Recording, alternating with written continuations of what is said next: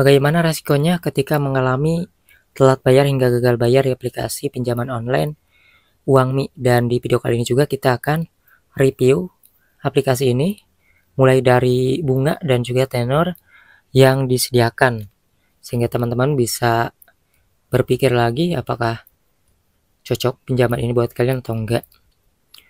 Aplikasi Uangmi ini sudah resmi OJK ya, dan di sini sudah di-download sekitar 10 juta pengguna, dan aplikasi ini besutan dari PT Uangmi Fintech Indonesia, dan kalian juga bisa ngeceknya di website resmi OJK ya. Untuk aplikasi ini, untuk menentukan aplikasi ini masih resmi atau enggak. Selama PT dan nama aplikasinya ini ada di website OJK, maka aplikasi ini masih resmi. Nah, di sini kita akan lihat produk pinjaman yang disediakan. Nah, ini teman-teman ya, kalian bisa lihat minimal mulai dari 200.000 hingga 50 juta ya untuk dari limitnya yang tersedia.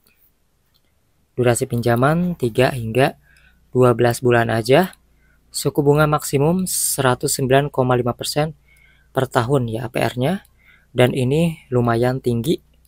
Kemudian bila kalian meminjam 3 juta dengan tenor 3 bulan, maka total pengembalian dana adalah 3.800.000 tuh.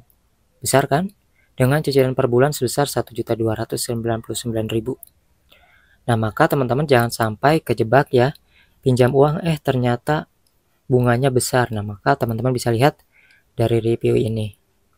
Maka dari itu belum juga ada biaya potongan layanannya ataupun juga denda ketika kalian mengalami yang namanya telat bayar. Kalau misalnya tenornya kecepatan, kan biasanya banyak orang yang belum siap membayar karena belum gajian.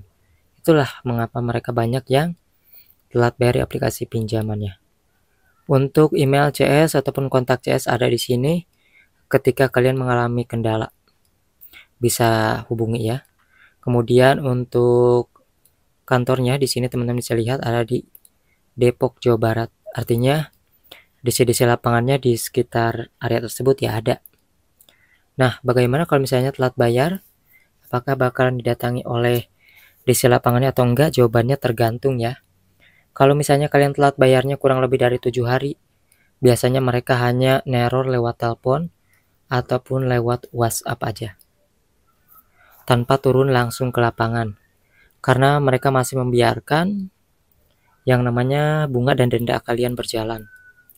Tapi kalau misalnya kalian sudah telat bayar ya, nyampe lebih di atas 3 bulan, sebagian pasti itu akan ada yang didatangi. Kenapa sebagian? Ya karena tidak semua orang ini bisa didatangi pada waktu yang bersamaan, karena DC lapangannya terbatas.